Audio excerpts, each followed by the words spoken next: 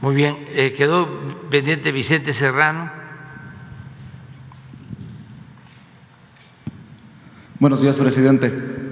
Vicente Serrano, conductor de Sin Censura. Primero, hace unos días tuvo palabras muy generosas de solidaridad para su servidor y para el equipo de Sin Censura y amigos y amigas que hemos recibido amenazas de muerte. Gracias, presidente. Se lo tenía que decir cara a cara, frente a frente. Ayer usted hizo mención que el proceso electoral del domingo, la jornada se desarrolló en básicamente Santa Paz.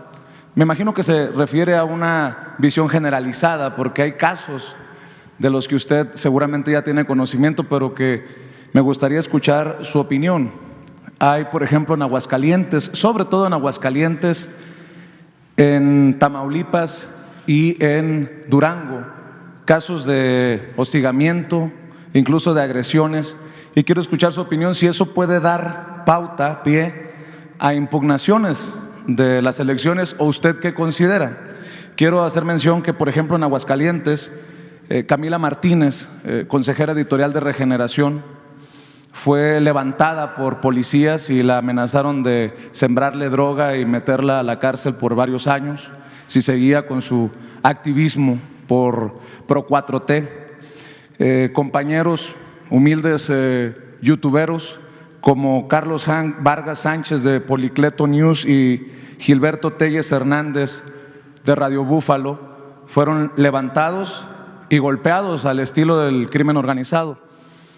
Sin afán de polemizar y contrastando su visión de que no hubo violencia el domingo, ¿qué piensa de estos casos? También hay agresiones a brigadistas que promovían la supervisión de las elecciones tanto en Durango como en Aguascalientes, sobre todo en esos casos. Y si puedo también pedirle una reflexión de usted sobre el voto electrónico que se puso en proceso, en práctica el pasado domingo, presidente. Bueno, sí hubieron estos actos arbitrarios, desde luego. No fue la regla, fue la excepción, pero siguen habiendo estos atropellos, ¿no? Por los intereses que existen a nivel regional y por la falta de costumbre democrática. No olvidemos que estamos dando los primeros pasos. Lo que predominaba en México, lamentablemente, era el fraude. No había democracia. Ayer se nos quedó pendiente dar el dato de que hace poco, y eso para los jóvenes, de cómo durante mucho tiempo ganaban los candidatos del régimen con amplias ventajas, 80%, y durante el gobierno o durante la campaña del que fue presidente José López Portillo, el finado José López Portillo, en el 82, en el 76 fue la campaña, obtuvo el 93% de los votos, porque no hubo otro candidato, o sí hubo un candidato no autorizado, no registrado, un candidato independiente, Valentín Campa, que fue una hazaña, porque él fue candidato del Partido Comunista y obtuvo casi 1 millón o 1 millón de votos. La gente que apuntó su nombre. Pero esto era México. Y, como dice la canción, es más fuerte, a veces, eso lo agrego yo, la costumbre que el amor. Entonces es un proceso de transición, décadas, siglos sin democracia, pues lleva tiempo. Entonces, cuando se llevan a cabo estas elecciones, aun cuando se hacen todas las recomendaciones, pues hay autoridades que se meten y no quieren perder. Por eso también la estrategia del miedo, de buscar que la gente no participe, que se abstenga, porque como todavía siguen comprando votos de distintas formas,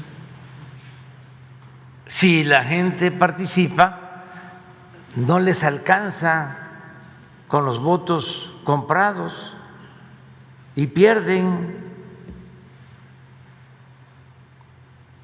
Por eso yo celebro que la gente en algunos lugares en donde había mucha tensión salieron a votar como verdaderos ciudadanos, con todo lo que implicaba ese ambiente de temor, de miedo infundido, acciones que llevaron a cabo de detenciones el mismo día de la elección en algunos lugares,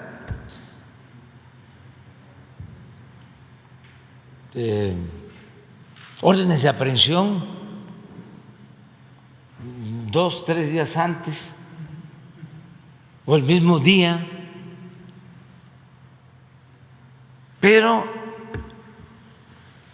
una o 2 o 3 golondrinas no hacen verano. El pueblo es mucha pieza. ¿Y da para impugnar, presidente, en el caso de Aguascalientes y Durango? Quedan ¿Qué mensaje en libertad, de usted? Quedan en libertad, todos los ciudadanos tienen ese derecho de presentar sus quejas y esperar a que la autoridad competente resuelva, y ojalá y resuelvan bien. La autoridad como el INE, que seguramente usted no confía en ellos. Ese es otro asunto, digo, ya. Si van a actuar bien, pues es otra cosa, pero que todo el mundo quede en libertad. Yo siento que a pesar de las tensiones no se tuvo pérdidas de vidas humanas, sí hubieron estos llamados levantones, estas arbitrariedades a las que hice mención, órdenes de aprehensión,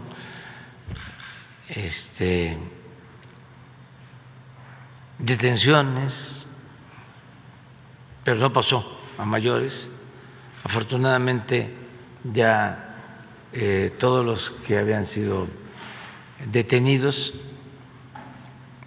el informe de hoy es que ya están en libertad. Periodistas que fueron detenidos, desaparecidos, los liberaron. Golpeados pero vivos. Sí, sí, y maltratados, insultados, pero no pasó a más. Y se va avanzando,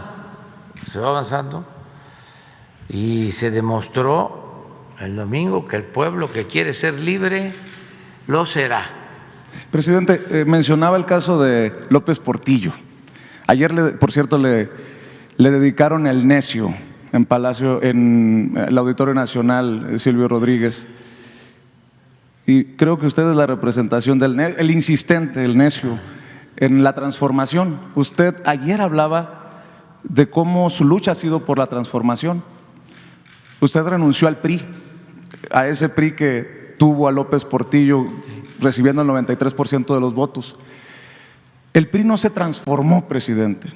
Y si me permite pedirle una reflexión sobre el que fuera el gran partido de México, que hoy está al punto, si no de la desaparición, de la irrelevancia, con solo 3 gobernadores y en peligro de perder 2 el próximo año. En sus más optimistas sueños se imaginó estar, que en vida le iba a tocar esto, porque tenemos a un presidente nacional del PRI que dice que ganaron perdiendo, a pesar de que les metieron 4 jonrones y ellos nada más metieron 2 carreras. En términos beisbolísticos se jactan de que no perdieron por blanqueada. Usted puede hacer una reflexión de ese partido sobre todo, porque creo que es muy relevante por lo que mencionaba ayer, de que no han escuchado al pueblo. Y creo que el PRI, el gran partido de México en algún momento, el de López Portillo, al que usted renunció, es el claro ejemplo de eso. Bueno, no hay que perder de vista que el PRI surge de un movimiento revolucionario. Se creó en 1929 como partido PNR, Partido Nacional Revolucionario. Lo crearon en la época del general Calles y fue agrupar a todas las fuerzas revolucionarias, partidos regionales que existían y crear un partido fuerte. Luego se transforma en 1938 el Partido de la Revolución Mexicana y ahí surge la CNC, la Confederación Nacional Campesina, y surge la CTM, la Confederación de Trabajadores de México. Y es el gobierno del general Cárdenas. Y ese partido impulsa a través de la CNC el reparto agrario y a través de la CTM impulsa el apoyo a los trabajadores. Y en su conjunto ese partido y el pueblo respaldan al general en la política de recuperación de los bienes que Porfirio Díaz había entregado a extranjeros, en especial el petróleo.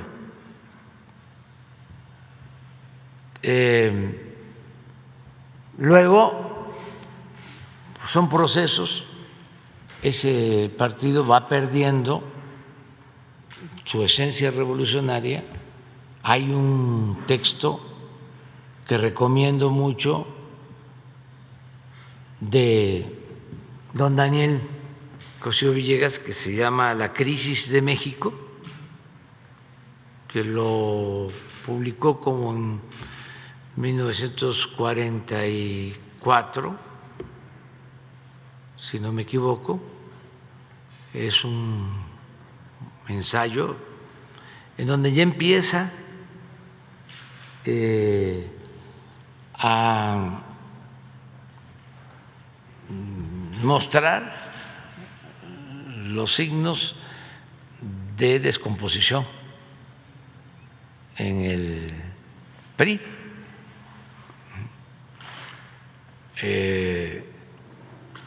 Don Daniel, y él empieza a hablar de la necesidad de una transformación. Él decía, si no se hace al interior, vendrá de fuera y va a ser lastimoso. Al paso del tiempo, esa transformación llegó de fuera, una transformación en favor de las minorías. Bueno, era tan importante el PRI, que en ese entonces se llamaba Partido de la Revolución Mexicana, que al año siguiente, en 1939, para enfrentarse a la política popular y patriótica del general Cárdenas, surgió el PAN en 1939, opositor al PRI. El PAN, defensor de las empresas extranjeras petroleras que habían sido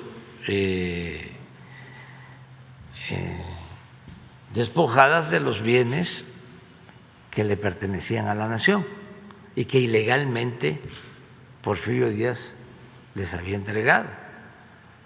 Entonces, por eso surge el PAN en el 39, para oponerse a la política popular y patriótica del general Cárdenas. Un gran dirigente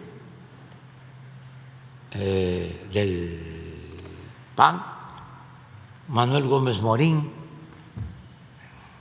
originario de un pueblo de Chihuahua, Batopilas, que conozco muy bien, de los primeros pueblos que está en la sierra, un pueblo minero que tuvo energía eléctrica en este país, porque ahí llegó como minero un funcionario o un personaje que había sido jefe del Departamento de Estado del gobierno de Estados Unidos. Pero esa es una historia de otro tipo. Entonces, don Manuel Gómez Morín funda el PAN en el 39, apoyado con algunos grupos económicos, pero un hombre que tenía pues una convicción de derecha, conservador, pero auténtico. Don Daniel en ese ensayo lo compara con Lombardo y dice que Lombardo era más inteligente que don Manuel. Pero yo sostengo que independientemente del nivel intelectual, era un hombre íntegro en su persona, con un pensamiento conservador. Bueno, pasa el tiempo y el Partido de la Revolución Mexicana se convierte en PRI durante el gobierno del presidente Miguel Alemán, en el 46, entrando. Y ahí empieza ya un cambio completo. Ahí es el Partido Revolucionario Institucional. Sin embargo, no se abandona la política de apoyo al campo, a los obreros, al pueblo, y se corrigen cosas, porque después de Miguel Alemán viene un buen presidente, don Adolfo Ruiz Cortines, que era una gente honesta, y luego viene un presidente que solo tiene una mancha lamentable, o dos, pero una, que fue el asesinato de Jaramillo y el encarcelamiento de algunos dirigentes de maestros y del movimiento opositor político, pero tiene cosas muy buenas. Adolfo López Mateos decía que había que ser de izquierda dentro de la Constitución. Y ahora que está hablándose de la cumbre fue él, como presidente, el que dio la instrucción de que México votara en contra de la expulsión de Cuba de la OEA. Fue el único país, México, que se opuso, y era López Mateos. Y ya bueno, se viene descomponiendo, pero llega el 88 y ahí el programa del PAN, bueno, se lo peleaban en ese entonces, ¿no? Porque el PAN decía: yo no me adhiero al PRI. El PRI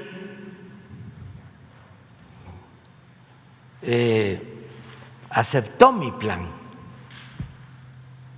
la política de privatizaciones, de destruir a Pemex, a la Comisión Federal de Electricidad, de privatizar la educación. El PAN, por ejemplo, en la época de López Mateos, que es el que decide que se entreguen de manera gratuita los libros de texto, los libros en los que estudiamos. A mí me tocaron la segunda edición, segundo año, llegaron esos libros a mi pueblo, a Tepetitán. Pero el PAN se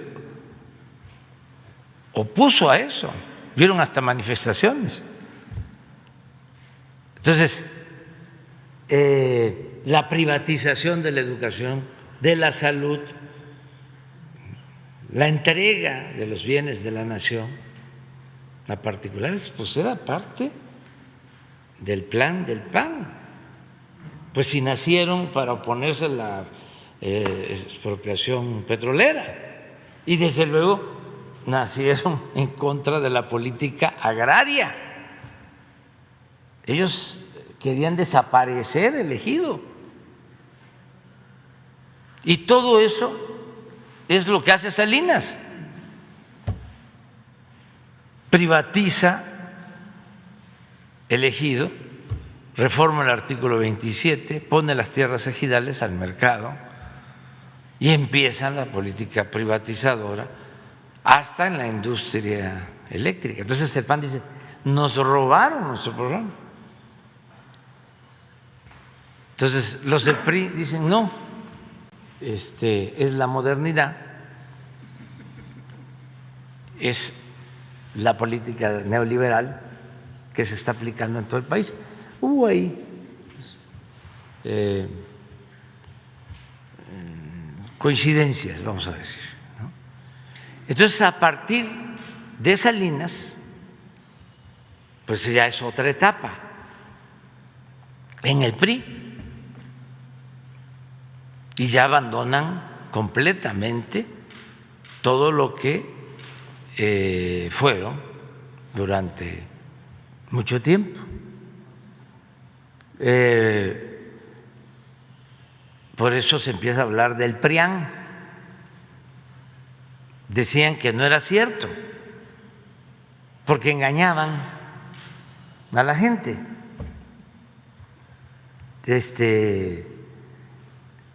La gente tenía en los pueblos, ¿no?, esas dos opciones: decir, pues yo soy del PAN, pues yo soy del PRI. Pero al final, ¿sí?, resultó lo mismo. Y cuando nosotros hablábamos de que era el PRIAN, decían: no es cierto. Yo hasta decía: la única diferencia que hay entre el PRI y el PAN es como la diferencia que hay entre la Coca-Cola y la Pepsi-Cola.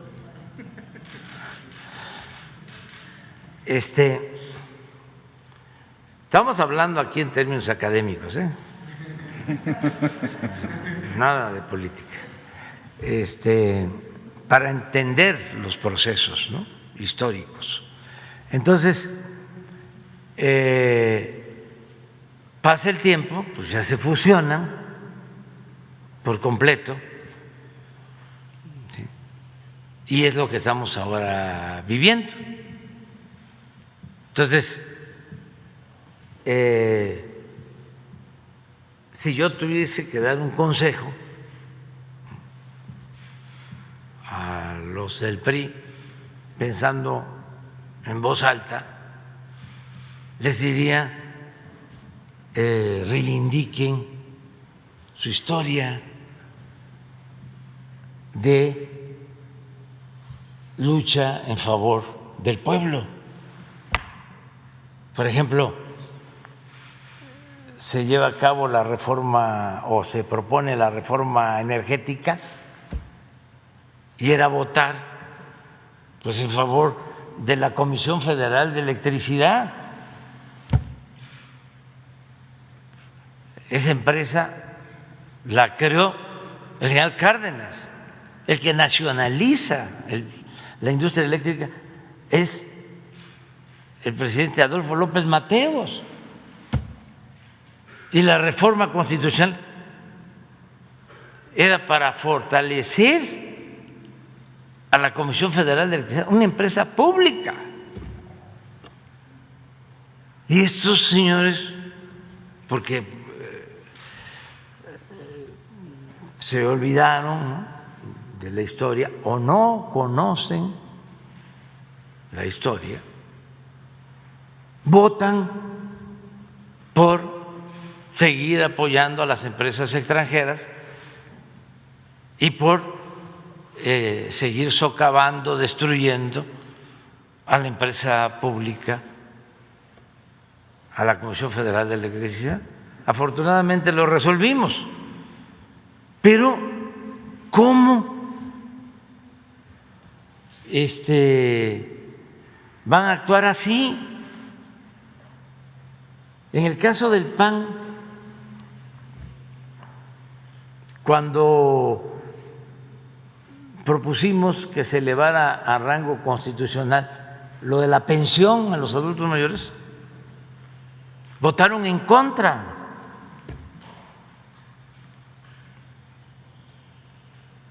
Pues los considero más sinceros, porque pues eso es lo que han sostenido durante mucho tiempo, es un pensamiento muy conservador.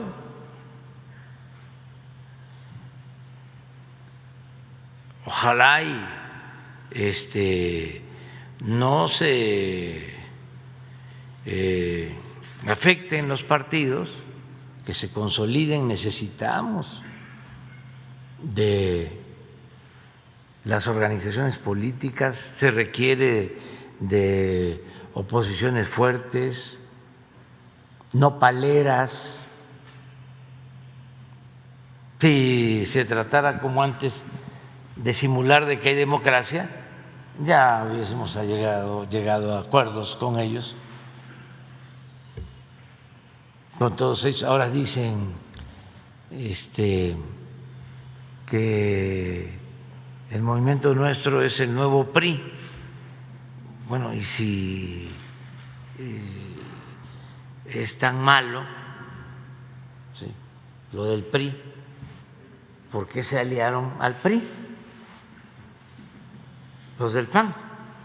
Bueno, a los del PAN se les atraganta como a Santiago Krill el PRI, porque dice que Morena está peor que en los peores tiempos del PRI, y después se acuerdan que están en alianza y dicen, bueno, ya se democratizó el PRI. Sí, tienen un problema y tienen que hacer una reflexión de fondo, análisis de fondo, no caer en la autocomplacencia, el autoengaño. Por ejemplo, esto de que ayer, ¿no?, celebrando, de 6 perdimos 2, pero ganamos 2, pero ellos decían que nos iban a ganar las 6. O sea, nos fue bien. De veras. O sea, leía otro más inteligente o más famoso diciendo sí se perdieron no sé cuántas